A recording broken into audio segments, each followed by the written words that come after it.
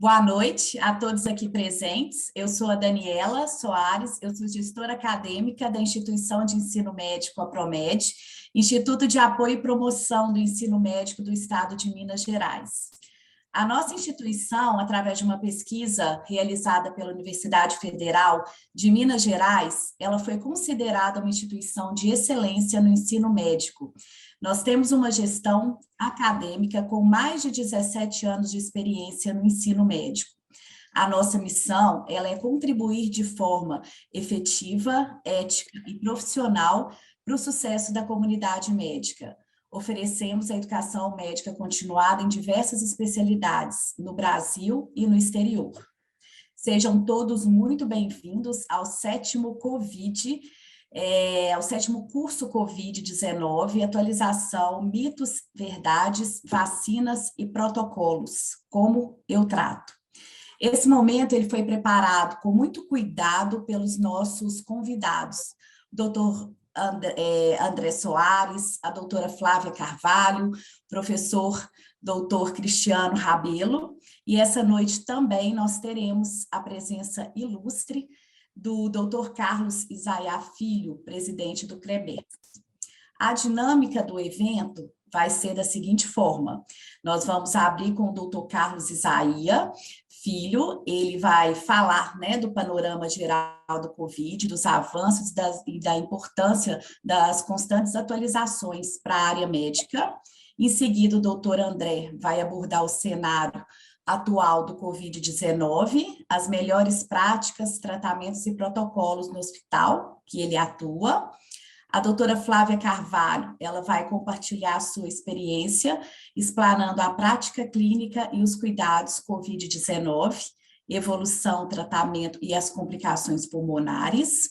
E o doutor Cristiano Nogueira vai compartilhar um pouco da sua prática diária, com casos de pacientes, falando de mitos, verdades, as evoluções, vacinas e os protocolos médicos para a Covid-19. Como perceberam, é um momento bem completo, vai envolver a troca de experiência entre os nossos participantes e entre a plateia também, tá? E principalmente nesse momento, que nós estamos vivendo, em que aprender é imprescindível para a comunidade. Então, após a explanação dos nossos convidados, nós vamos abrir para perguntas da plateia, e as perguntas elas podem ser realizadas via chat, tá? Para a gente poder responder ao vivo.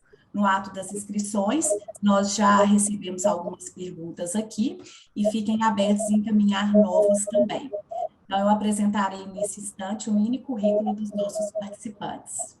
Professor Dr. Carlos, ele é presidente do CREMERS, ginecologista há 41 anos, diretor do Centro de Medicina Reprodutiva Dr. Carlos Isaia Filho e da Unidade de Pesquisa Clínica, especialista em reprodução humana pela Universidade Federal do Rio Grande do Sul, qualificação em cirurgia, videolaparoscópica ginecológica pela Sobracil. Dr. André Soares de Moura Costa, ele é diretor da Rede Mater Dei de Saúde, foi preceptor do Serviço de Clínica Médica do Hospital de Lomberes, especialista em clínica médica com residência pelo Instituto Mário Pena e Hospital Luxemburgo. A doutora Flávia Carvalho Cardoso Costa, ela é coordenadora da equipe de clínica médica do Hospital Mater Dei Betim, foi preceptora do Serviço de Clínica Médica do Hospital Unimed, especialista em clínica médica pelo Hospital Mater Dei, titulada pela Sociedade Brasileira de Clínica Médica. E o professor doutor Cristiano Rabelo Nogueira, pneumologista há 18 anos, doutor pela Unifesp, professor da Universidade AMB Morumbi. Em nome dos professores médicos da Promed, Educação Médica, agradecemos pelo apoio na divulgação desse curso ao CONASEM, CRM do Rio de Janeiro, Associação Médica de Brasília, Sindicato do Amazonas, Sindicato do Alagoas e demais parceiros que estão conosco nessa produção de excelência de conhecimento médico. Tenho um enorme prazer, então, de convidar o doutor Carlos para fazer a abertura e, em seguida, os demais participantes, eles irem se apresentando e fazendo as suas explanações. Doutor Carlos, é com você. Uma boa noite a todos. Minha cara Daniela, muito obrigado pelo convite. Me sinto muito honrado e, principalmente, compartilhar nessa atividade com a doutora Flávia, doutor Cristiano e doutor André, cujos currículos são invejáveis. Falar de Covid, de pandemia, é só o que nós temos feito aqui no Conselho Regional de Medicina do Estado do Rio Grande do Sul nos últimos 18, 20 meses. Nós não tínhamos experiência nenhuma em pandemia. Eu já estou com 40 e poucos anos formado, já vi que o pessoal é todo jovem, mas ninguém de nós tinha experiência. Mas analisando um pouquinho o histórico das pandemias que aconteceram em todo o mundo, nós observamos que elas não são muito diferentes. Primeira ação, lockdown. Isso foi assim desde a peste negra, certo? O importante é que, dentro de uma pandemia, existe a necessidade de todos nós aprendermos. Mas existe uma situação que eu considero talvez a melhor delas dentro de todo esse contexto. Porque aqui no Brasil, nós tínhamos e temos o Sistema Único de Saúde. Eu acho que a pandemia fez com que o SUS se renovasse, permitindo que todo e qualquer brasileiro tivesse acesso aos serviços de saúde. O que não aconteceu, por exemplo, em outros países nas quais o sistema de atenção à saúde não era universal, como existe nesse país. E eu diria que talvez o primeiro fato que a gente pode tirar dessa pandemia até então é exatamente a importância de um sistema único de saúde nacional, com todos os seus defeitos, com todas as suas deficiências, mas que contribuiu, que fez que ao menos cada cidadão brasileiro que não tivesse, digamos, um plano de saúde, tivesse a certeza que ele teria atenção, como de fato teve.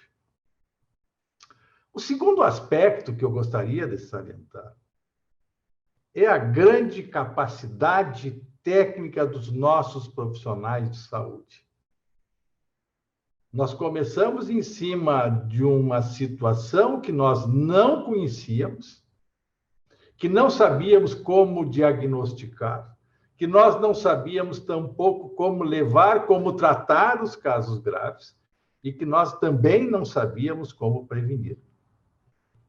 E aqui cabe essa situação. A classe médica, a classe de enfermeiros, os profissionais de saúde desse país estão dando um exemplo para todos os demais países de como se deve levar essa situação. E nós não estamos perdendo em nada. Os nossos índices de recuperação, de atenção, são iguais ou até melhores de países que têm um desenvolvimento, que teriam um desenvolvimento médico supostamente maior. Ora, esses seriam os dois grandes fatos que eu gostaria de colocar.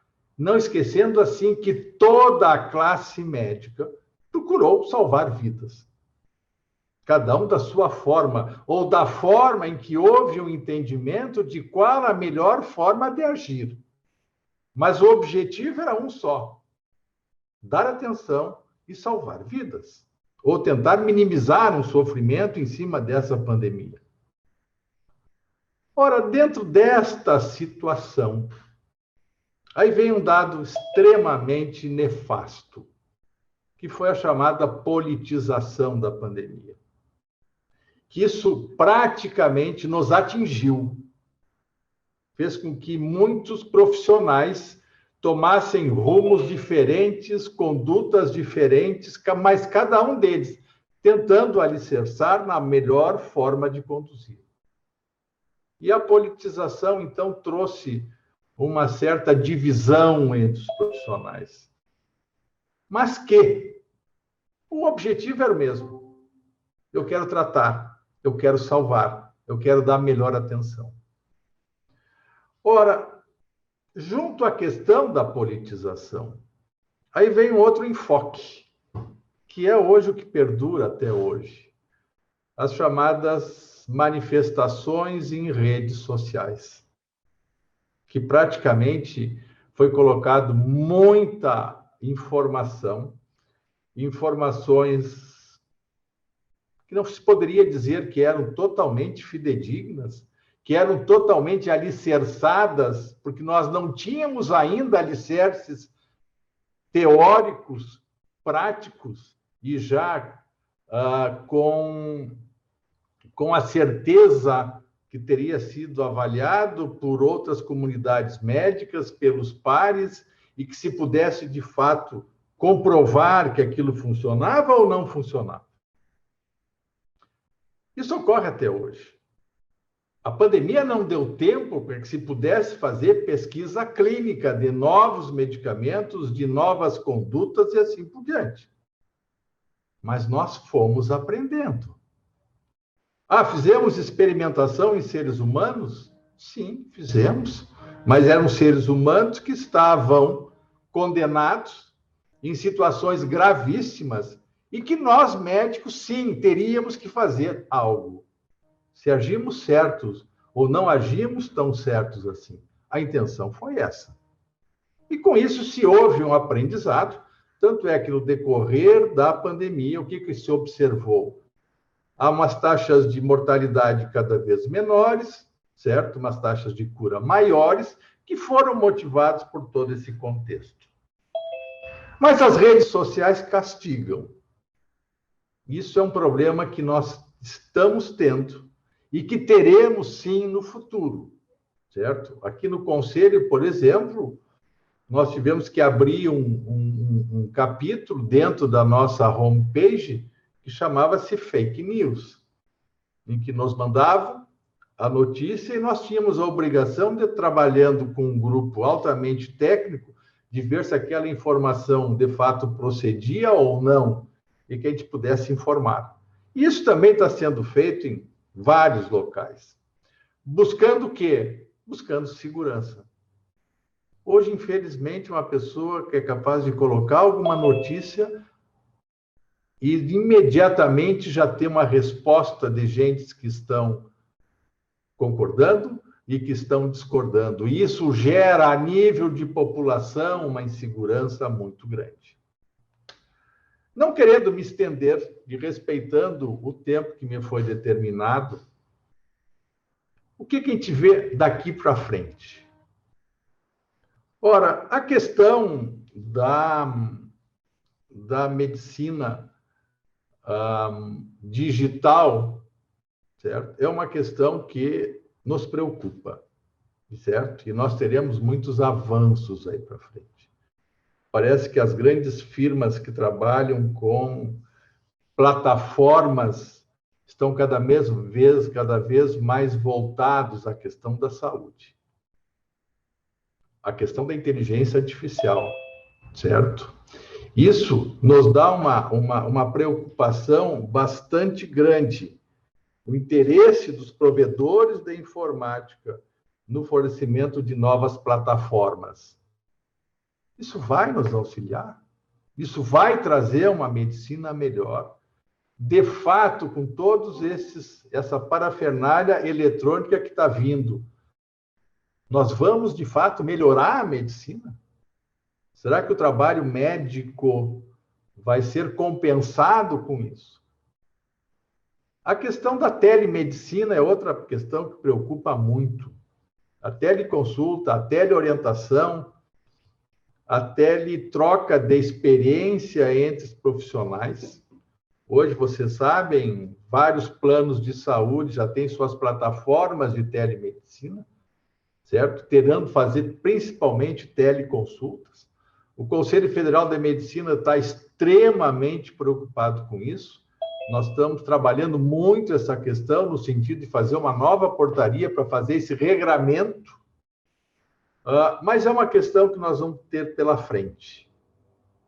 É claro que algumas especialidades teriam alguma vantagem em trabalhar com teleconsulta ou teleorientação, outras não, mas são coisas que estão vindo, certo? E que certamente nós teremos bastante trabalho pela frente nesse sentido. Era isso que eu gostaria de colocar para provocá-los um pouco. Vou dar um outro exemplo do pós-pandemia. Eu, na verdade, estou conversando com vocês, estou com outra live aqui do lado, que eu pedi licença para sair por 15 minutos, certo? Então, eu volto para lá, mas depois eu retorno posteriormente. Agradeço muito, bom trabalho, e vamos para frente, que eu acho que a pior fase já foi. E agora nós temos muito o que fazer. É o rescaldo. Uma boa noite. Agradeço as suas palavras, doutor Carlos. Realmente foram várias reflexões, né, que nos deixou aí com várias interrogações, mas o dever também, né, até aqui de um brilhante trabalho de aprendendo pela dor, mas com certeza conseguindo, né, estabilizar os índices que nós temos hoje aí das pessoas. Então, é o que eu falei no início, é aprender a aprender. São novos tempos, novas adaptações, e com certeza, né, o médico, vocês fizeram, assim, excelentes trabalhos cuidando da sociedade. Doutor André, vou passar a palavra para o senhor. Obrigado, Daniela. Cumprimento aí, obrigado, senhor Carlos, pela manifestação. Cumprimento os meus colegas aí da mesa. Vou tentar aqui, nessa missão aqui, falar um pouquinho durante os próximos 15 minutos para vocês. Bom, gente, eu vou tentar ser breve aqui. Daniela já me apresentou, agradeço pela apresentação, cumprimento os demais colegas. Mas falar rapidinho, só um pouquinho, eu tomei um pouquinho a liberdade, sabendo que a Flávia estaria aqui, minha colega clínica, que vai falar muito sobre parte assistencial. Eu sou clínico também, formado em clínica médica, sempre atuei na assistência, mas já há 3 anos que atuo só na área da gestão hospitalar. E eu acho que gestão está sempre muito ligada com assistência, e aí seria muito rico, né, até dado o andar aí da pandemia, a gente discutir um pouquinho sobre como alguns aspectos mesmo de como que a gestão próxima aí dos resultados assistenciais é importante para a gente poder caminhar e garantir os melhores resultados dentro de uma unidade hospitalar, visto aí que o Covid realmente se mostrou uma doença altamente dependente dos leitos, né? Então, vou falar um pouquinho de como nós fizemos isso lá na Rede Mater Dei. Eu sou responsável técnico pela unidade de contagem, e contar um pouquinho para você sobre os nossos resultados, depois a gente pode debater um pouquinho de como que a prática clínica interfere nisso tudo. Nós, desde o primeiro dia da pandemia, fizemos questão de conseguir usar todos os nossos sistemas de gestão eletrônicos para poder marcar e sinalizar esses pacientes. Se vocês entrarem hoje, né, o Dr. Carlos falou muito bem sobre as redes sociais, se vocês entrarem nas redes sociais da Rede Mater Dei de Saúde hoje, vocês vão ver que desde o dia 23 de março, que todos os dias a gente publica o número de pacientes internados, o número de óbitos e os resultados assistenciais da Rede Mater Dei de Saúde. Todos os dias a gente faz questão de deixar isso bastante transparente. Isso é o que vai para a rede social, mas, além disso, existe todo um back-office trabalhando aí de forma muito intensa para acompanhar o que está acontecendo, né, com esses pacientes enquanto eles estão internados, se nós estamos seguindo o caminho correto, e quando a gente não tiver, que a gente possa ter o máximo de dados suficiente para poder corrigir o rumo, seja com estrutura, com medicamentos, com equipe médica, equipe de enfermagem, fisioterapia e todos os que participam aí no sucesso desse tratamento. Esse é um resultado parcial do fim do ano passado. A gente teve uma média de pacientes internados de 53 anos com Covid, 60% de homens, 40% de mulheres. Então, ver que eu vou sempre trazer aqui uma comparação com alguns dados da literatura, né? A gente teve essa primeira grande corte de Nova York, publicada pelo JAMA, que tinha uma média de 63 anos de idade, e uma corte do BMJ, que são resultados de todo o Reino Unido, com uma média de 73 anos. Olhando aqui para as duas pirâmides etárias, né, vocês vão ver que no início da pandemia, a gente teve um volume muito maior de pacientes de idade mais baixa internando na rede Mater Dei de Saúde do que no BMJ, né, no artigo do BMJ. Isso não é porque a doença se comportou de forma diferente no Brasil, isso é uma seleção muito clara do perfil de pacientes que têm acesso a esse tipo de hospital. É um hospital que tem muitos convênios empresariais, convênios que têm uma faixa etária mais jovem, motivo pelo qual essa faixa etária ficou diferente. Se a gente for olhar uma coorte brasileira, ela não fica muito diferente dos dados do BMJ. Né? Consegui mapear também quem são as principais comorbidades, né? A gente vê que as comorbidades cardiovasculares e obesidade, diabetes foram aquelas mais comuns mesmo, tanto nas grandes coortes internacionais, isso se repetiu também dentro do hospital. André, por que é importante a gente olhar para isso? Para a gente entender se nós temos algum tipo de paciente que prefere estar tendo algum cuidado pior, ou se a gente precisa reorganizar algum tipo de linha de cuidado assistencial para poder receber um tipo de paciente diferente. Uma coisa que chamou a atenção de todas as pessoas que trabalharam com COVID é que as doenças pulmonares crônicas, impressionantemente, não foram as mais afetadas. Né? Os pacientes com asma, com DPOC, os tabagistas não foram aqueles que tiveram piores desfechos no COVID.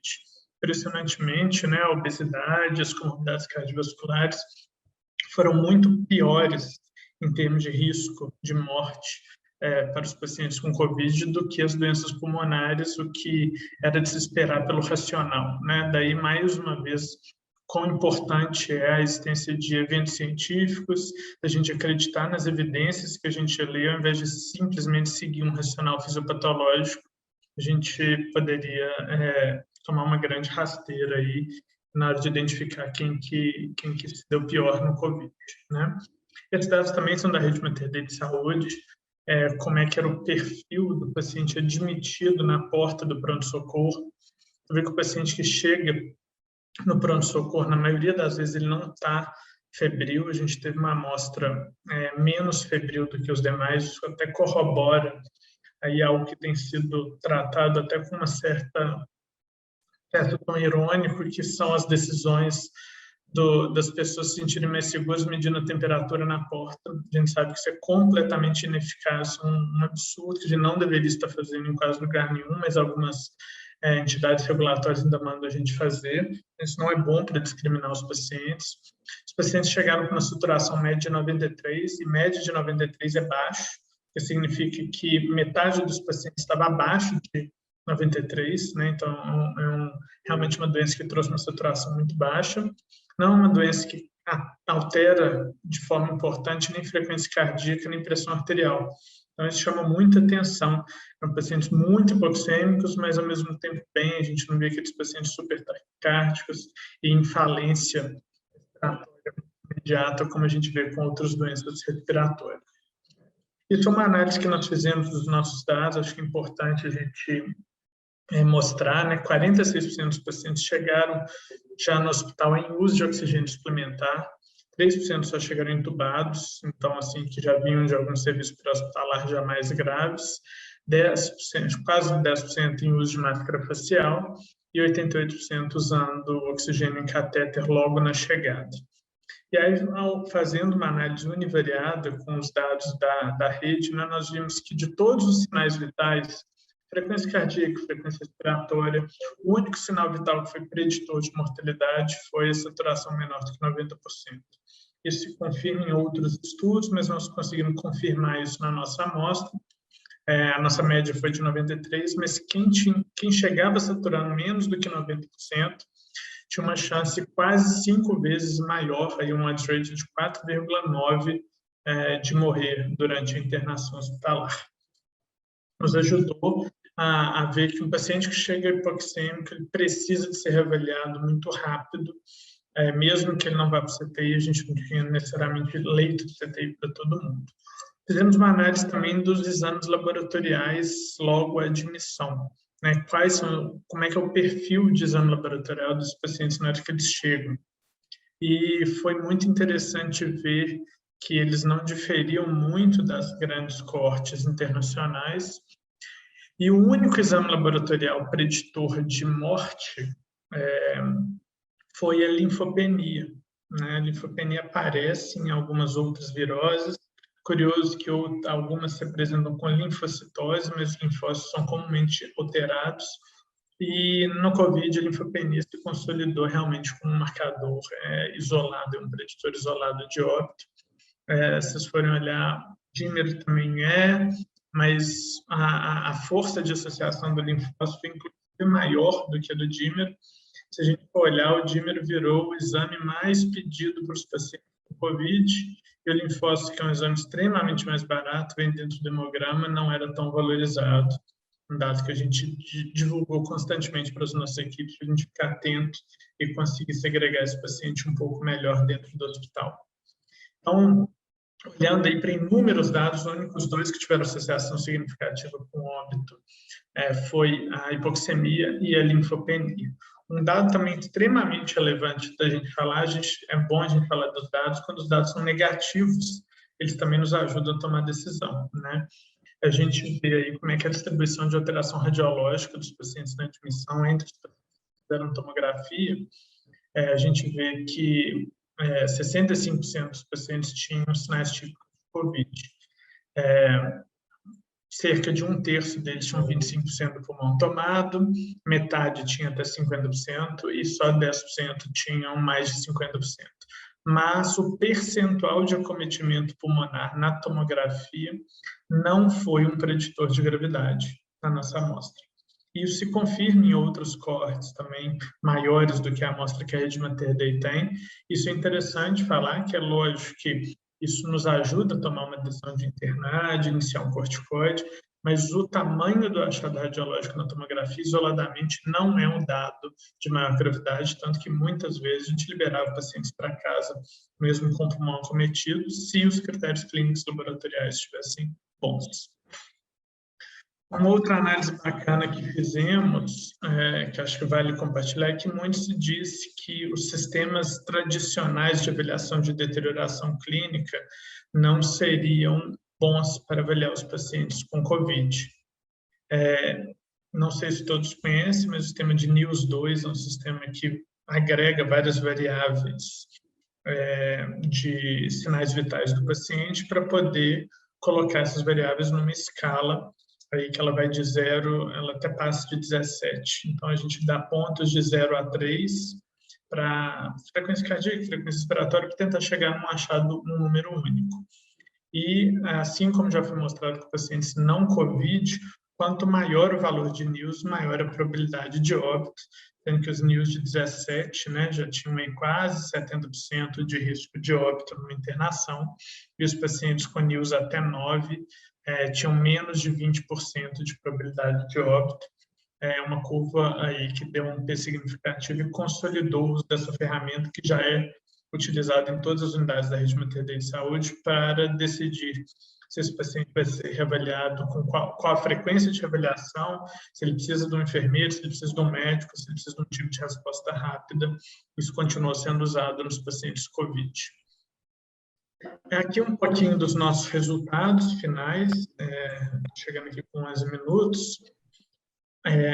Nós tivemos uma taxa de utilização de UTI muito maior do que o restante da literatura, ou seja, mais pacientes nossos foram para UTI do que os dados da literatura. A gente pode olhar para isso de duas formas. Primeiro é que nós tínhamos uma maior disponibilidade de leitos e um menor limiar para mandar esse paciente. A gente estava com mais medo e no início a gente mandou muita gente para UTI para passar o primeiro 1, 2 dias lá. A outra análise é que, se vocês forem olhar exatamente esse dado do BMJ, vocês veem que todos os pacientes que estavam na UTI, olha aqui, 10% estavam entubados. Então, a taxa de utilização de ventilação mecânica ser igual à taxa de utilização de CTI mostra para a gente hospitais que só tem leito de UTI para quem está entubado. E, felizmente, essa não foi a nossa realidade. A gente vê aqui mais ou menos 1/3 dos pacientes, a relação entre ventilação mecânica e UTI dando mais ou menos 1/3, significa que a gente teve condições de levar pacientes não entubados, inclusive fazer muito uso do catéter de alto fluxo, que certamente preveniu muitas intubações de pacientes com Covid-19. Por último, uma primeira análise que fizemos lá atrás de um grupo de cerca de 200 pacientes que passaram na UTI, a sobrevida entre os pacientes da UTI de 75%, que é um número muito bom, e entre aqueles intubados de 57%, ou seja, uma chance, quando a gente olha assim, metade de chance de morrer, mas é isso mesmo, e os dados da literatura foram até piores. E aquele paciente intubado, ele fica, em média, 13 dias no tubo. Então, é realmente uma doença que deixa as pessoas intubadas durante muito, muito tempo. Tive a oportunidade de trabalhar no desenvolvimento de respiradores aqui em Minas Gerais. Os respiradores foram usados no Brasil inteiro, 100% desenvolvidos em Minas Gerais, junto com a nossa equipe de fisioterapia e engenharia clínica. Foram feitos por uma empresa de Minas Gerais e um recorde. Esse trabalho foi premiado no CONAP, no Congresso Nacional dos Hospitais Privados, em que em menos de 3 meses os ventiladores estavam homologados pela Anvisa. E em março desse ano, em abril, se nós não tivéssemos desenvolvido esses respiradores, algumas pessoas tinham morrido por falta de ventilador, porque nem com todo o dinheiro do mundo a gente conseguia comprar ventilador nessa fase. Então, foi um trabalho que a gente apostou em abril do ano passado. Ele foi homologado em julho. Nós ficamos inicialmente um pouco frustrados, fizemos um trabalho correndo e não usamos. E aí, não é a felicidade de usar, mas a felicidade de saber que ele pôde salvar vidas aí ao longo dos meses de março e abril. Aqui são nossos resultados finais. Nós tivemos aí uma taxa de sobrevida de 89%, que é bem acima aí do resultado da literatura mundial. Entre os pacientes que foram para o CTI também, um resultado de 75% de sobrevida, e entre aqueles intubados de 57%, que também está bem acima dos dados internacionais, e depois a gente pode comparar também com uma coorte brasileira. Aqui um pouco para mostrar como também o trabalho da gestão assistencial é importante para guiar o corpo clínico nas evidências mais recentes disponíveis. Foi lá no início da pandemia, é muito interessante ver como que em março 67% dos pacientes que internavam estavam usando hidroxicloroquina. A gente não sabia, a gente não tinha evidência, alguém tinha proposto isso. A gente não sabia dos dados e nós começamos a usar. Em abril, esse número já caiu, a gente teve evidências fortes sobre a provável dano e uma provável não eficácia dessa droga, e de abril para maio a gente teve a publicação de um grande estudo mostrando que o corticoide era extremamente eficaz nos pacientes internados dependentes de oxigênio. E aí é muito legal mostrar como que a nossa equipe assistencial estava muito antenada às evidências e conseguiu, aí, rapidamente em junho, a gente zerou a utilização de hidroxicloroquina no hospital e a utilização do corticoide disparou, seguindo aí as evidências científicas. O antibiótico continua sendo muito utilizado, também em consonância com as evidências que mostraram para a gente que quase nenhum exame é bom o suficiente para separar uma pneumonia viral de uma bacteriana. Então, pelos critérios de gravidade, nos pacientes ambulatoriais não, mas nos internados quase todos realmente precisaram usar antibiótico. Eu tenho mais uns slides aqui para falar um pouco sobre um painel de gestão de tomada de decisão, mas estamos com 15 minutos e eu vou agradecer muito a presença, a oportunidade, a presença de todos, e fico disponível para a gente poder, eventualmente, discutir esses dados no debate. Obrigado, Daniela. Nós é que agradecemos você ter trazido aqui para a gente, né, essa explanação tão rica, e mostrar para a gente também, né, como que foi feito todo esse estudo. Aí é um estudo baseado em evidências, né, isso mostra para a gente realmente, né, o valor da instituição, que é a responsabilidade com os resultados, e a evidência também ali, né, dos resultados de estarem bem superiores aos resultados gerais em relação aos índices que a gente tinha, principalmente numa doença que a gente, né, que, como a gente falou no início, a gente não tinha, assim, nada para poder tratar e nem para poder prevenir. Obrigada mesmo por compartilhar, e eu vou passar a palavra para a doutora Flávia, para ela poder, né, falar um pouco da experiência dela. Boa noite a todos. Primeiramente, eu queria agradecer, né, Daniela, o convite para estar aqui participando e podendo falar um pouquinho da prática clínica nessa doença tão desafiadora, acho que para todos nós. Vou, acho que complementar mesmo essa palestra do André aí, nós trabalhamos juntos na rede Mater Dei, e vou compartilhar com vocês aqui a apresentação. Aqui é só um pouquinho, né?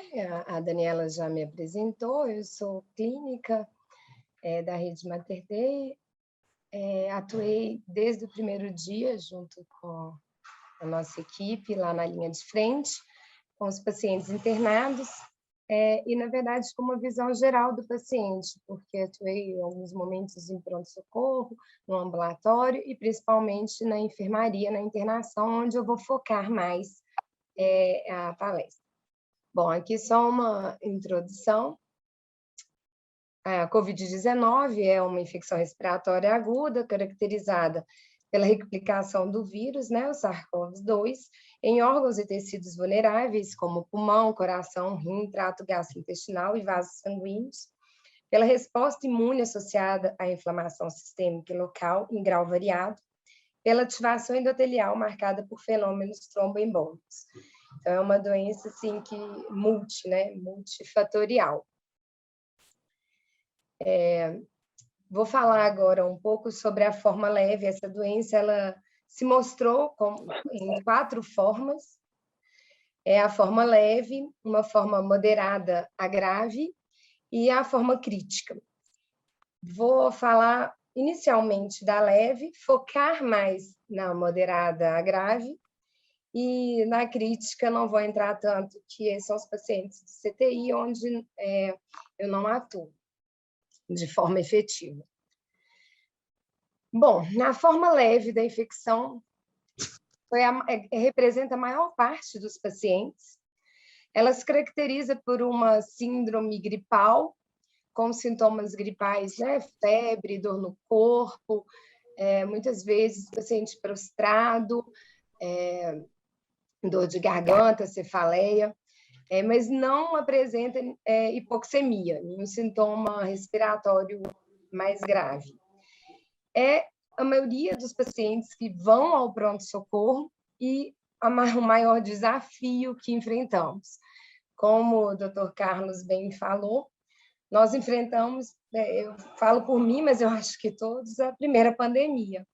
E numa época onde a internet e a mídia são atuantes e informações assim, várias, inclusive as fakes, e onde aconteceu a politização, né, da medicina, e a gente viu a politização da pandemia, e a gente se viu, de repente, até com condutas sendo questionadas mesmo, e foi um desafio enfrentado.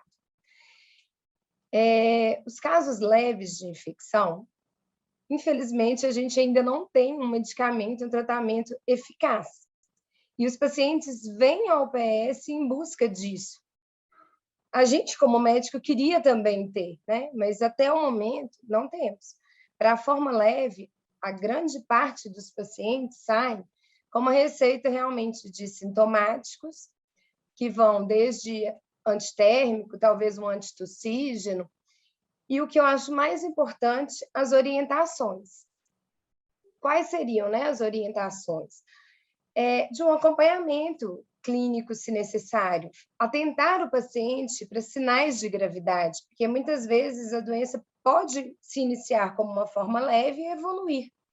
Então, por isso a gente também é a favor do paciente com sintomas iniciais procurar o pronto atendimento. Esse paciente precisa ser orientado quanto à forma grave, orientado quanto aos sinais e sintomas de gravidade, né? Orientado quanto ao repouso, à importância, e também quanto ao isolamento. Isso faz parte, e a gente precisou atuar muito. E foi muito bem feito. Acho que a gente está vencendo esses desafios, os pacientes começaram também a ter segurança que os médicos não estão efetivamente buscando melhor, mas foi um desafio real. Bom, agora um pouquinho sobre as formas moderadas a graves de infecção. Essas aí são as formas que muitas vezes necessitam de internação. O que difere realmente? Os marcadores laboratoriais, como o André já mostrou, né? No caso, marcadores inflamatórios, PCR, dímero D, a linfopenia, que muitas vezes a gente no início não dava tanta importância, e depois fomos estudando e vendo que é um marcador importante, e principalmente são pacientes que já tinham uma evidência de doença efetiva no trato respiratório. São pacientes que chegam ao PS já com uma queixa de dispneia em graus variados. A forma, né, grave, sim, seriam pacientes com uma hipóxia, uma saturação menor aí do que 93, mas elas são muito próximas. Então, são pacientes que precisam de uma internação para uma observação, de uma oxigenoterapia e um cuidado mais de perto. Eu até não falei, mas é importante também ali na forma mais leve ou na triagem, ver os pacientes que têm comorbidades e potencial para agravar. Isso é fundamental do médico ali do pronto-socorro, porque mesmo esses pacientes tendo forma leve, são pacientes que merecem ser olhados de perto, que eles podem agravar muito rápido. São pacientes que merecem os exames, merecem um retorno no pronto-socorro para ser reavaliado. E esses mais graves a moderados efetivamente necessitam de uma internação em tratamento direcionado. Um pouquinho do manejo aí do paciente internado, das nossas angústias, as nossas dificuldades e o que fizemos. O André falou bem aí, né? O início foi uma loucura, a gente não sabia, na verdade, não sabia o que enfrentar. A gente colocou aí a roupa de proteção e fomos fazer o que tínhamos que ser feito, né? A gente precisava cuidar e fomos. Erramos muito e buscamos muito acertar, e acho que fizemos isso de uma forma muito bacana, todos os médicos dentro das inseguranças, e ainda sabemos que tem muita coisa para sair. Vou falar como estamos hoje tratando, né, o paciente internado. O que usamos para esse paciente nesse momento? A anticoagulação. Na rede Mater Dei, que é onde eu trabalho, o paciente com COVID, quando interna, ele ganha anticoagulante profilático. Esse paciente ele pontua no score de Pádua, né, que é um score que a gente usa para poder avaliar risco de tromboembolia. Ele pontua porque ele é um paciente que fica mais restrito ao leito pela própria imobilidade, né, o uso de oxigênio, dispneia, e um paciente que tem uma infecção ativa. Além disso, como foi visto, o COVID é uma doença que gera um efeito, uma cascata aí tromboembólica, então a gente usa anticoagulação profilática. O anticoagulante terapêutico fica para aqueles pacientes que efetivamente apresentam algum evento tromboembólico, uma tromboembolia pulmonar, uma trombose venosa profunda. Esse paciente, a gente não guia tanto pelo dímero. Quando ele está internado, a gente guia assim, é um paciente que começou a melhorar, teve uma piora clínica importante, aí a gente pode até pedir o dímero, mas não é o dímero que vai determinar. E aí a gente pede uma angiotomografia, tem uma TEP, vamos anticoagular, terapêutico, que a gente vai estar fazendo bem.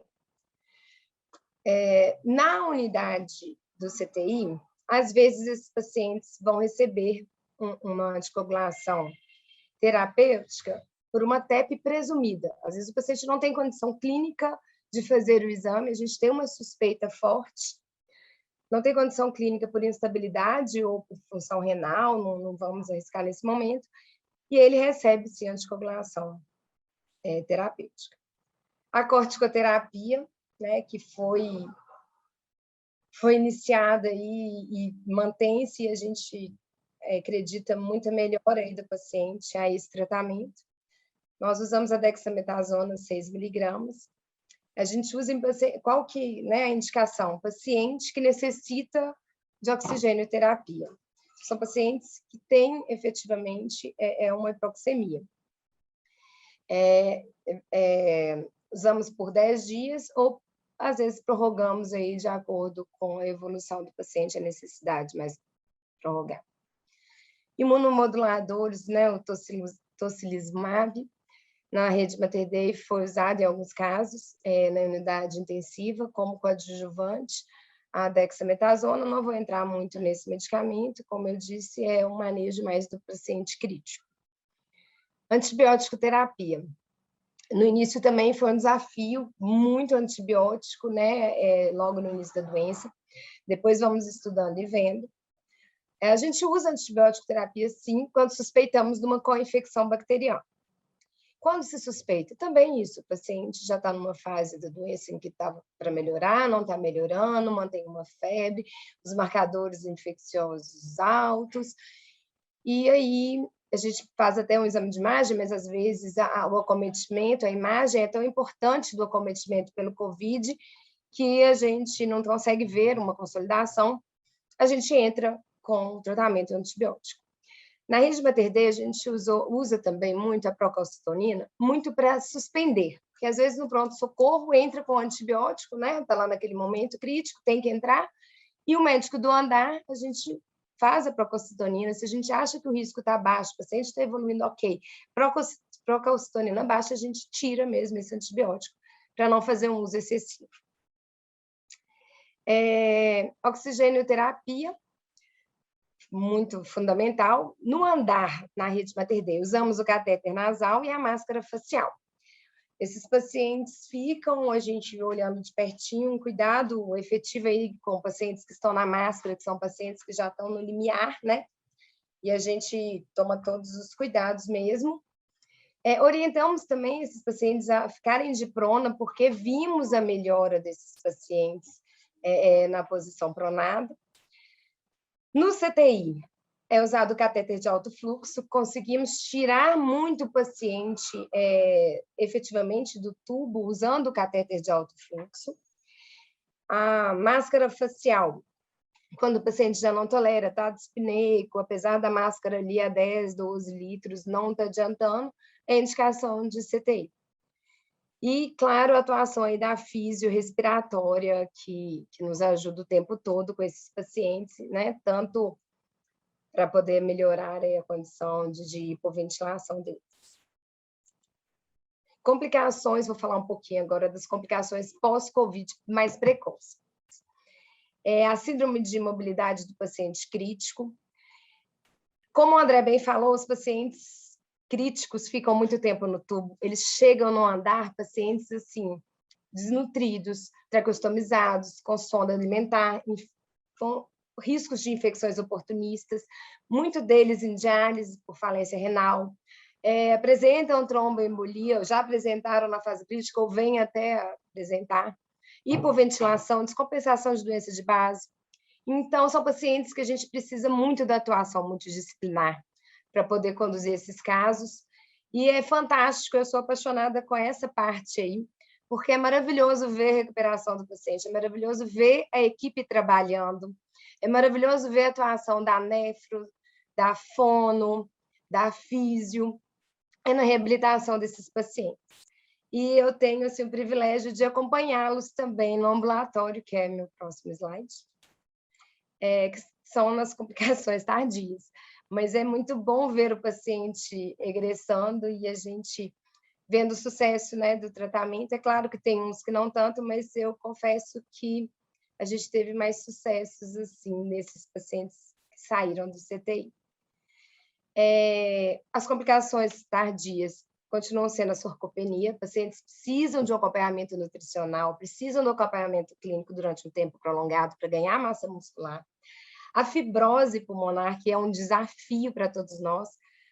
Acho até que o doutor Cristiano, pneumologista, vai entrar mais nesse assunto, vou deixar aí para ele. E as sequelas psicológicas, que foram intensas e que têm se mostrado, eu acho que a gente precisa prestar muita atenção nesses pacientes. São pacientes que chegam, além do pânico pela doença, o medo da morte, perderam efetivamente, talvez, parentes, que não conseguiram nem se despedir, nem souberam, e voltam para ser acompanhados. Então, acho que é uma parte importante do clínico dar sequência a isso e se importar com isso. Por isso, a importância do ambulatório de egresso para vincular esses pacientes no pós-Covid tardio. Bom, gente, acho que eu consegui falar um pouco aí para vocês sobre a prática clínica. Meu tempo também aqui já se esgotou. Eu agradeço a todos, deixando aí a fotinha dos meus motivos. Esses são os meus motivos e as minhas esperanças para as páginas aí que vão vir a seguir. Obrigada. Obrigada, Flávia. Eles são os nossos maiores motivos, né? É o nosso objetivo de viver, com certeza. Concordo com você. Obrigada. Parabéns, são lindos. Obrigada. Obrigada, né, por você ter explicado tão bem essa parte, compartilhado as suas experiências e falado também da questão humana do acolhimento e da hospitalidade a esses pacientes nesse momento tão doloroso, nesse momento tão complicado, que eles ficam totalmente sem chão, porque a morte, né, é deixar esses pacientes sem chão, e a forma que vocês fazem, né, para dar um respiro e voltar esse ar da esperança deles poderem viver. Obrigada, e eu vou dar continuidade agora com o doutor Cristiano. Está com a palavra, então, doutor Cristiano, para fazer a sua explanação. Bem, uma boa noite, então, a todos. Queria agradecer, fiquei muito honrado aí com o convite da Apromed, em nome aí da Daniela, e de uma colega em comum de Belo Horizonte, né, que me conhece aqui de São Paulo, que é a Cláudia, né. Bem, eu sou clínico, né, de formação, eu sou pneumologista de paixão e eu sou mineiro, eu sou de Belo Horizonte e já estou aqui em São Paulo já nos últimos 15 anos. Então, a tarefa que foi me dada, então, dentro aí dos próximos 15 minutos, falar para vocês aí um pouquinho sobre mitos, verdades, vacinas, protocolos, evoluções, né, e exemplos de casos de pacientes. Bem, cada um desses itens aí, sem dúvida nenhuma, é uma aula específica, tá?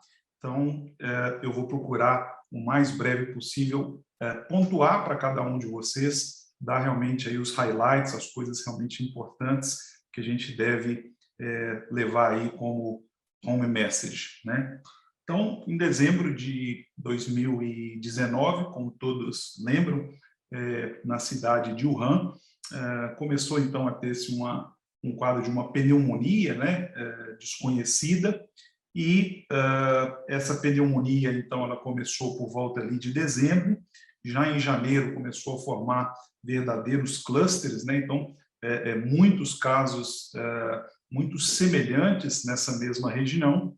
Como a gente vê aqui, a evolução foi muito, muito rápida e já realmente em março já tinha saído dessa cidade, já tinha espalhado aí por vários outros países aí no mundo, chegando na Europa, quando então todos lembram, no dia 11 de março de 2020 foi declarado então a Covid-19 como uma pandemia. Já em junho, né, dá para poder ver também aí através desse diapositivo, a doença completamente realmente espalhada, chegando aí praticamente em todos os países. Então, esse vírus ele tem essa característica, né, de uma transmissibilidade muito, muito, muito alta, altamente contagioso, e, como disse bem aí a Flávia, como disse muito bem aí o André, no começo a gente ficou boquiaberto, surpreso, sem entender o que estava acontecendo e como, né, tratar esses pacientes. Bem, depois de alguns dias, a gente então começou a entender a evolução, né, dessa doença. Então, ela tinha um período aí de incubação que variava de 5 a 7 dias. Depois ia para uma segunda fase, a fase aguda, a fase viral, né, onde ela durava em média de 3 a 7 dias. Como a Flávia colocou bem, o indivíduo apresentava febre, tosse, cansaço, anorexia, mialgia, e depois até começou a surgir também vários casos na literatura de apresentação viral, quadros gastrointestinais, quadros de diarreia. Bem, a partir então ali do 7º dia, o indivíduo ele começa a apresentar uma fase mais inflamatória, então toda aquela replicação viral, todo aquele quadro inflamatório infeccioso, ele fica mais exuberante e esse indivíduo então ele passa a desenvolver sintomas como dispneia, tá? Bem, a doença ela pode, né, se apresentar apenas como febre, fadiga, dor de cabeça, congestão nasal, dor de garganta, tosse tanto seca quanto produtiva, falta de ar, náuseas, vômitos, diarreia, mialgia. Então, muitos desses sintomas são sintomas o quê? Sintomas gerais, tá? Indistinguíveis de realmente um quadro gripal simples, né? Um quadro viral e gripal simples. Mas, como a Flávia colocou bem, graças a Deus, a maioria, né, desses pacientes são o quê? São quadros leves, tá? Então, nós conseguimos aí conduzir de uma forma muito, como se diz, segura, tá? O tratamento desses pacientes no domicílio. E apenas uma pequena porcentagem nós precisamos, né, de internar e uma porcentagem menor ainda que vai, né, evoluindo para terapia intensiva, para recursos aí como ventilação mecânica e outros que a gente vai ver um pouquinho mais na frente. Bem, o André também colocou isso muito bem, então a gente observou que pacientes com comorbidades, né, doenças cardiovasculares, hipertensos, diabéticos, pacientes com câncer, neoplasia, outras doenças de imunossupressão e até mesmo insuficiência renal. Então, esses pacientes, sem dúvida nenhuma, quando têm essas comorbidades, infelizmente, eles evoluem de forma mais desfavorável. Então, são pacientes que precisam realmente de um suporte de saúde maior. E outra coisa muito importante que a gente aprendeu durante esses últimos 18 meses foi que quanto maior o número de comorbidades, tá, maior também é a gravidade, né, dessa apresentação da doença, e sem dúvida nenhuma, esses pacientes são os que vão morrer mais. Bem, falando ainda em evolução, eu queria voltar no começo, o raio-x de tórax, tá? Então, o raio-x de tórax, ele, sem dúvida nenhuma, é o exame inicial, lembrando que ele tem um papel limitado devido à baixa sensibilidade e especificidade, principalmente nos primeiros dias de sintoma. A maioria do raio-x é normal, ou mesmo o indivíduo pode apresentar um infiltrado inflamatório intersticial, que é difícil algumas vezes o clínico, a pessoa de pronto-socorro, ver alguma alteração. E depois aparecem essas opacidades aí alveolares mal definidas.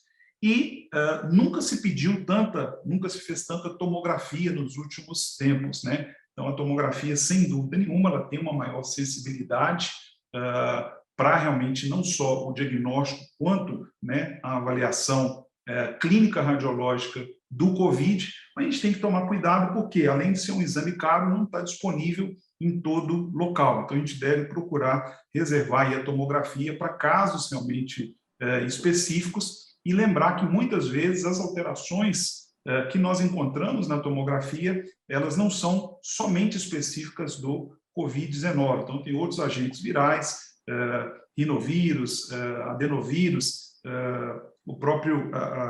a própria Klebsiella, enfim, tá?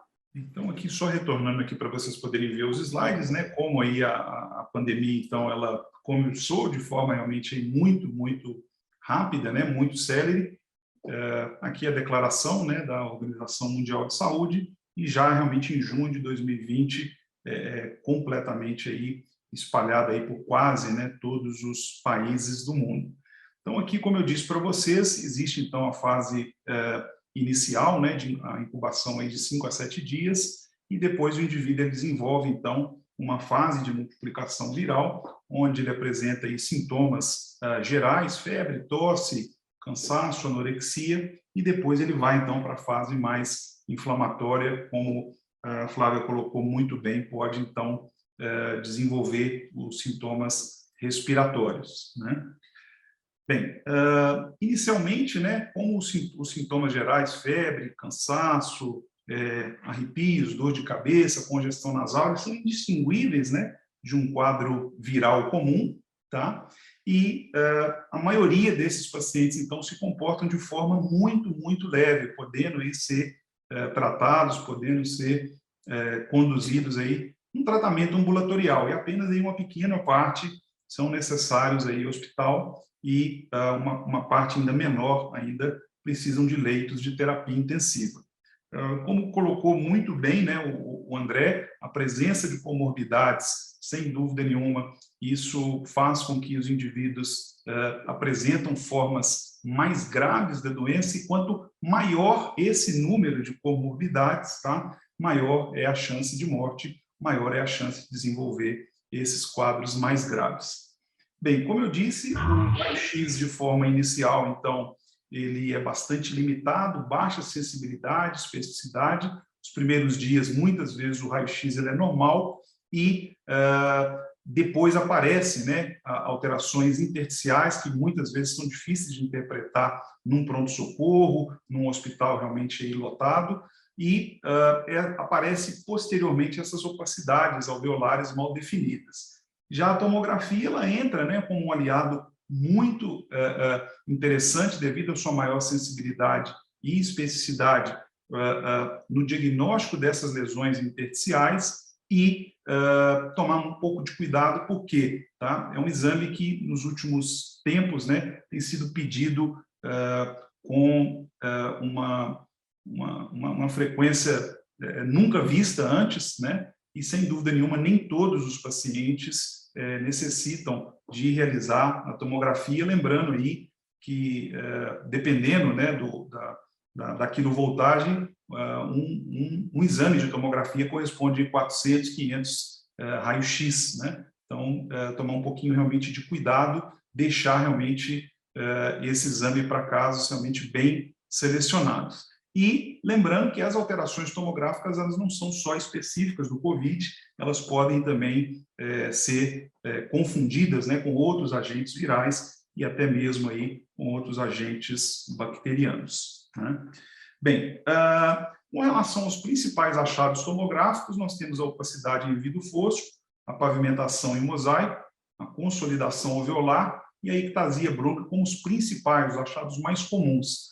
As opacidades em vidro fosco são as manifestações mais precoces, né, da doença, geralmente bilaterais, predomínio periférico, e à medida que a doença ela vai, então, se desenvolvendo, essas opacidades elas vão aumentando, tanto que o indivíduo ele pode chegar nos primeiros dias de doença e não ter nenhuma alteração, 48 horas depois ele volta ao pronto-socorro e já tem aí essas alterações aí na grande maioria dos pacientes.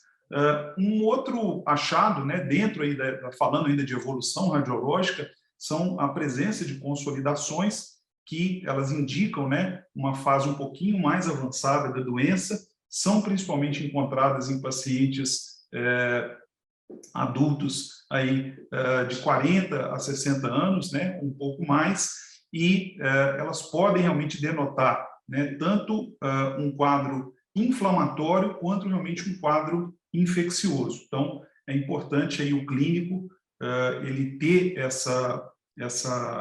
esse aprendizado, né, essa nuance para poder ajudar a interpretar juntamente com o laboratório e a clínica do paciente se não se trata apenas de um quadro inflamatório ou se trata realmente de um quadro infeccioso, tá? A outra alteração é um padrão mais reticular, um padrão que inicialmente se inicia também na periferia, depois ele vai se dirigindo mais para o centro do pulmão, tá? Geralmente já sugere já uma fase intermediária da doença, e por último, ectasias de brônquios, linhas subpleurais, que podem representar já o início, né, de um quadro aí de edema e de fibrose. Então, eu coloquei esses slides de raio-x, né, e de tomografia, mas para poder ajudar vocês, então, sendo tanto principalmente as alterações tomográficas, elas ajudam a você classificar, ajudam você a identificar a evolução, em que fase que está a doença, tá? Bem, falando sobre mitos e verdades, nós temos tanto no site da Sociedade Brasileira de Pneumologia e Tisiologia, bem como em vários outros sites, na própria Organização Mundial de Saúde, o site também da Associação Pan-Americana. Então, várias são as perguntas, né, os questionamentos que os pacientes chegam para a gente, seja no consultório, seja realmente no hospital. Então, eu devo realmente usar luva, máscara, me protege contra a doença? Sim, protege, não é 100%, mas isso, sem dúvida nenhuma, é uma forma de você estar evitando a doença. O uso de máscaras, né? Usando máscara eu posso contrair o vírus? Também sim, tá? Principalmente usando a máscara de forma incorreta, tá? Ou principalmente aí a nível mais hospitalar. A gente sabe que as máscaras aí do tipo N95 conferem uma proteção muito, muito maior do que as máscaras comuns. A taxa de mortalidade desse novo vírus, né, é maior do que as manifestações? Não. Isso não é verdade, tá? A taxa de mortalidade está em torno de mais ou menos aí de 3,5% dentro daquele grupo que eu mostrei para vocês, que são, né, internados. Então, enfim, quando você vai olhar realmente o valor absoluto, né, é um valor até relativamente muito próximo, tá, a outros vírus. Existe exame capaz de detectar a existência do coronavírus? Sim. E é importante você fazer esses exames o quê? Na fase correta. Se você faz o exame muito precoce, pede o exame, isso também é motivo também de uma outra aula, o exame numa época errada, então você também não vai conseguir, né, identificar o coronavírus. Para pessoas, né, que têm animais, gostam de pets, cães e animais, então cães e gatos, né, podem transmitir a doença? Não, não tem nada na literatura falando, pelo menos por enquanto, isso é um mito. O uso prolongado de máscara pode causar intoxicação por gás carbônico ou deficiência de oxigênio? Não. O novo coronavírus, ele não é transmitido pela picadura de mosquitos? Não é essa forma que ele é transmitido. Muitas pessoas aí usam também vários suplementos, vitamina C, vitamina D, zinco, outros minerais. Esses suplementos são capazes de prevenir ou curar o Covid-19? Não, né? Isso é mito. O vírus da Covid-19 não é transmitido pela água durante a natação. Então, eu estou fazendo um esporte aquático, será que eu posso pegar o coronavírus ali? Não, geralmente pela água não, a não ser que você esteja realmente em contato com uma pessoa próxima, enfim, né, inalando ali aquelas gotículas de perdigotos próximo. E vacina contra a pneumonia protege contra o coronavírus? Também não, tá? É específico principalmente para os germes, seja aí o pneumococo, que é a vacina, sem dúvida nenhuma, mais difundida. Bem, aqui eu vou falar de forma muito breve como se dá, então, os atuais protocolos dentro aí dos melhores níveis de evidência. Corticoides, então, como colocou muito bem a Flávia, está indicado para pacientes que requerem oxigênio, tá? Não deve ser dado para todo mundo, tá? E, principalmente, tá? Aqueles pacientes que têm dessaturação, têm uma oxigenação aí menor do que 92%, esses pacientes, sim, vão ter aí o benefício, né, do uso do corticoide. Antagonistas, né, de receptor de interleucina 6, que é o tocilizumab, né, que a Flávia também citou. Então, esse também é um grande desafio, tá? É uma medicação que você pode usar, principalmente no momento correto. Pacientes evoluindo com insuficiência respiratória e estando com um quadro predominantemente inflamatório, esse paciente não deve ter infecção, então você pode, né, usar, tá, essa estratégia, essa medicação, mas, como eu disse, tem que afastar a infecção. A hidroxicloroquina não está indicada nem para pacientes ambulatoriais, muito menos pacientes hospitalizados. A azitromicina, sem dúvida nenhuma, o paciente deve ter, claro, né, a presença, né, de sinais de infecção para você poder realmente justificar o uso de antibiótico. A azitromicina e hidroxicloroquina, que infelizmente alguns colegas usam de forma aí, associada, não deve ser usada, né, para pacientes com Covid-19. A colchicina também é um outro anti-inflamatório, um remédio também bem antigo, não deve ser usada. E nós temos aí também antirretrovirais, lopinavir, ritonavir, remdesivir, interferon beta, essas medicações, na grande maioria das vezes, não são e não devem ser realmente utilizadas de rotina. Tá? A anticoagulação, como a Flávia falou, geralmente os guidelines, então, eles recomendam o uso de forma profilática e pacientes que têm trombose venosa confirmada, seja ela trombose venosa profunda ou trombose venosa pulmonar, né? Então, esses pacientes, sim, devem e se beneficiam com o uso de anticoagulante. E a ventilação não invasiva, então, o indivíduo inicialmente começa com um catéter de oxigênio, depois vai para a máscara com reservatório, depois vai para o catéter de alto fluxo, depois esse paciente pode lançar a mão ainda da ventilação não invasiva e, caso realmente nada disso dê certo, você pode, então, intubar. Então, sem dúvida nenhuma, o catéter de alto fluxo, assim como a ventilação não invasiva, nesses pacientes hipoxêmicos, ajudaram muitos pacientes a realmente retardar ou mesmo evitar a ventilação mecânica. Bem, entrando um pouquinho sobre vacinas, né? Então, até antes do Covid, a vacina mais rápida desenvolvida tinha sido a vacina da cachumba, que ela foi desenvolvida em torno de 4 a 5 anos. Tá? E, sem dúvida nenhuma, as vacinas de Covid são várias, né? Usando RNA, vírus inativados, então, várias estratégias, várias vacinas diferentes, elas foram desenvolvidas aí num período aí de 16 a 18 meses, isso é um recorde, e, claro, isso gerou bastante medo, gerou bastante apreensão, não só na classe médica, como também para os pacientes. Ou seja, será que essa vacina ela é boa? Será que ela é eficaz? Será que ela não vai ter muitos efeitos colaterais? Hoje, então, as vacinas disponíveis, né, são a da AstraZeneca, né, a Sinovac, a Pfizer e a da Janssen. Essas, então, são as vacinas disponíveis no Brasil, cada uma com a sua peculiaridade, cada uma com a sua eficácia, mas todas elas podem e devem realmente ser usadas para os nossos pacientes. E o objetivo principal da vacina, isso aí a gente tem que levar não só para os nossos colegas, como também para os nossos pacientes, é redução de mortalidade. Então, fica muito claro que depois que nós começamos, então, a vacinar os nossos pacientes, não só o número de pacientes hospitalizados, como pacientes dentro da terapia intensiva, ou mesmo pacientes que precisavam do uso do ventilador, então, forem reduzidos de forma significativa, mostrando que a vacina, ela previne principalmente o desenvolvimento de formas graves.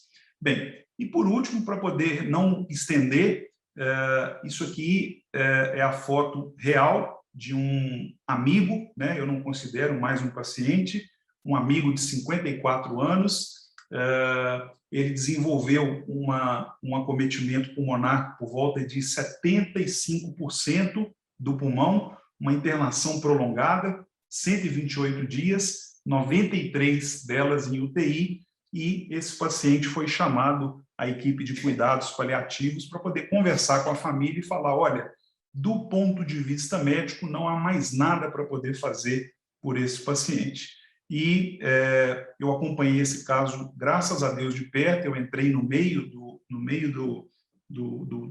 histórico, né, da evolução desse paciente, e esse paciente, por essa equipe multidisciplinar que a Flávia colocou bem, então, fono, físio, psicologia, né, parte realmente de nutrição, então, tudo conseguiu, então, tirar esse paciente, ele saiu com oxigênio e foi para casa.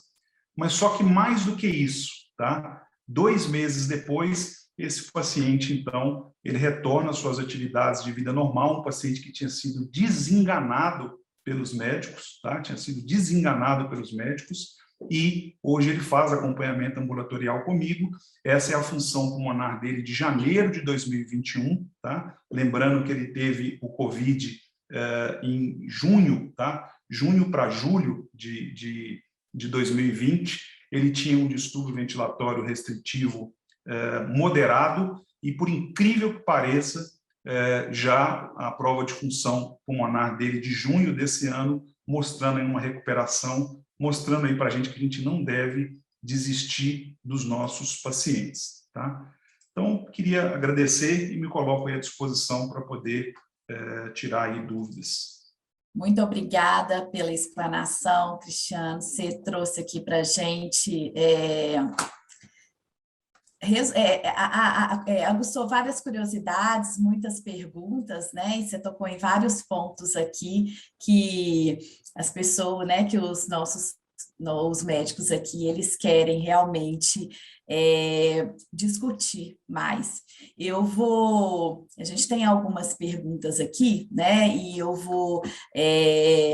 as próximas serão respondidas, depois eu vou entrar em contato com vocês, né? Às vezes, para a gente poder fazer um outro momento deste daqui, que foi muito rico. Deixa eu só pegar algumas aqui, várias aqui já foram respondidas, mas vão só falar sobre a questão da idade gestacional para iniciar a vacinação e a partir de qual idade não é aconselhável a gestante vacinar. Bem, do ponto de vista prático, o que acontece? Pelo menos os estudos, tá, em animais, essas vacinas não mostraram ser teratogênicas. Tá? Só que por uma questão até de resguardo e de boa prática médica, nós sabemos que, né, o bebê está formado mais ou menos ali por volta da 12ª semana, tá? Alguns bebês até ali por volta ali da 14ª. Então, o que a gente faz? Normalmente, a gente libera a vacinação para essas mamães, tá? A partir realmente desse período, a partir ali do 3º mês de gestação. Por quê? Porque o neném já está todo formado. Então, como eu mostrei brevemente, né, nos slides, a gente poderia falar muito aí sobre vacina, mas pelo menos o que a gente tem de dados nesse momento é que, repetindo, as vacinas não são teratogênicas e, idealmente, respeitando então essa parte de formação fetal, formação realmente do bebê, a gente procura então orientar, né, a vacinação a partir aí da 12ª semana. E uma outra pergunta que nós temos aqui, doutor Cristiano, é sobre a terceira dose da vacina. O que está se falando realmente é necessário? Tem que ser a mesma vacina? Falar um pouco sobre isso. Qual que é a visão de vocês? Bem, com relação à terceira dose, né, o que acontece? Semana passada eu participei de forma virtual do Congresso Europeu de Pneumologia, tá? E foi discutido realmente em várias mesas, tá? O uso ou não, né, dessa terceira dose. Um consenso preliminar, eu não digo que isso vai ser uma verdade absoluta, mas como todas as vacinas estudadas, todas elas conferem realmente proteção, então, num primeiro momento, não há indicação absoluta de fazer aí a terceira dose ou o reforço, né, da dose. Infelizmente, isso foi colocado tanto pelo Dr. Carlos, quanto pela Flávia, como pelo André. Existe uma politização muito grande do tratamento, da condução das políticas do Covid, e acaba que algumas pessoas, né, defendem realmente o uso dessa terceira dose, principalmente porque todos vocês lembram muito bem, no início da vacinação, a vacina disponível era realmente a Coronavac. Todos nós sabemos que a Coronavac ela é a de mais baixa proteção, mais baixa eficácia, tá? Então, em virtude disso, começou-se a levantar esse ponto: por que não fazer uma terceira dose? Isso também, quando você vê o Programa Nacional de Vacinação, ele está disponível, todo mundo tem acesso, né, pode realmente ver. Isso não é também um consenso dentro também, não só fora do país, mas dentro também dos especialistas aqui também no Brasil. Então, a gente vê alguns estados repetindo, devido a essa politização, quererem, né, fazer essa terceira dose. E falando também um pouquinho aí sobre gestão, como o André falou, isso tem um custo, né? Então, será que nós vamos conseguir vacinar todo mundo com a terceira dose? Será que essa terceira dose, tá? Você ficar fazendo realmente mais vacina, vai aumentar muito mais a imunidade? Então, são perguntas ainda que nós não temos as respostas, mas, repetindo, num primeiro momento, as orientações, os guidelines realmente internacionais não recomendam a terceira dose de vacina. Tá? Estão elogiando bastante a explanação de vocês. Muito obrigado. Seria possível algumas orientações sobre os NOACs? Uhum. Sim. Bem, eu vou falar um pouco sobre a minha experiência, depois, não sei, a Flávia também pode também falar também um pouquinho da experiência dela, né? Bem, do ponto de vista prático, né, a gente vê alguns pacientes que mantêm realmente o dímero D elevado durante bastante tempo, recebem alta hospitalar e algumas vezes fazem episódios de trombose tardia. Então, esse, sem dúvida nenhuma, é o maior medo de todo e qualquer médico. Você dar alta para o seu paciente e depois ele desenvolver um quadro aí de tromboembolismo venoso. Então, do ponto de vista prático, tá?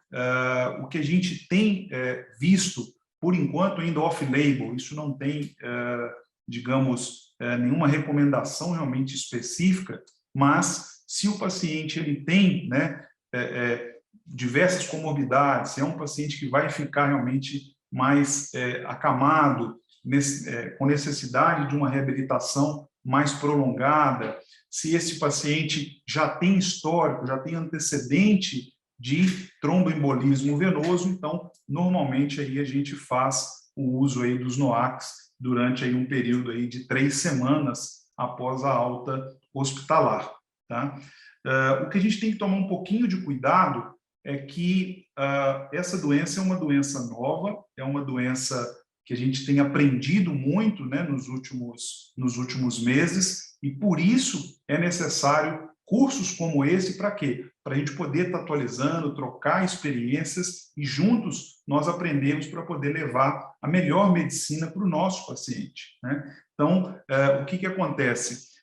Algumas vezes, tá? Algumas vezes, o paciente ele chega realmente a fazer uso do NOAC, e mesmo assim ele apresenta quadro de tromboembolismo. Então, infelizmente, eu já tive a oportunidade, não foi uma, não foi duas, não foi três, não foi quatro, de o paciente ele ir para casa com realmente o NOAC, e não estou falando mal do NOAC, eu estou só contando um pouquinho da minha experiência e de outros colegas meus aqui em São Paulo, que o paciente vai para casa e mesmo assim ele apresenta o fenômeno tromboembólico. Então, repetindo, isso que a Flávia colocou muito bem, é importante você acolher, é importante você fazer o seguimento do seu paciente após a alta. Não é porque o paciente saiu vivo do hospital, agora acabou, agora não tem mais nada que fazer, deixa ele repetir a tomografia só daqui a 2 meses, daqui a 3 meses, não. Então, isso que a Flávia colocou muito bem, eu também compartilho, né, com a ideia dela, e acho que esses pacientes eles têm e devem ser acompanhados aí durante aí um período mínimo de 3 a 6 meses. Exatamente, Cristiano. Concordo com isso que você falou. É uma doença muito nova, é uma doença que a gente está aprendendo todos os dias. E, sim, o paciente que tem alta ainda acamado, com riscos, a gente sabe que é uma doença trombogênica, e um paciente que está acamado, tem comorbidades, muitas vezes, talvez obesidade ou outras comorbidades, Esse paciente, como diz você, off-label, a gente passa, sim, profilático, né?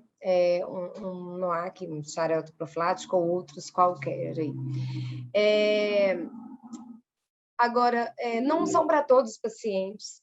Isso é muito importante frisar, os anticoagulantes não são indicados, não é indicado para aquele paciente da forma leve, mas eu tenho medo da trombose. Não, não é, ele tem os riscos dele também. Então, tem as indicações. E, claro, né, os pacientes que, porventura, tenham algum evento tromboembólico vão, sim, ser anticoagulados terapêuticos. Mas de tudo fica isso, né? As dificuldades que nós temos, uma doença muito nova e muito ainda a aprender. Obrigada, doutora Flávia, obrigada, doutor Cristiano. A gente vai caminhando aqui para a finalização. Em nome dos professores médicos da Promed, gostaria de agradecer a todos os participantes aqui presentes.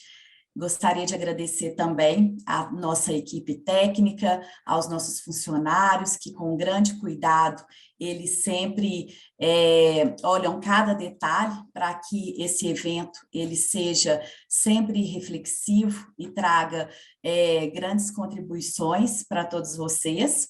Este momento, né, este curso, ele vai ficar disponível no canal do YouTube da Instituição de Ensino Médico, a Promed, e eu gostaria de desejar uma boa noite a todos. Muito obrigada a todos aqui presentes.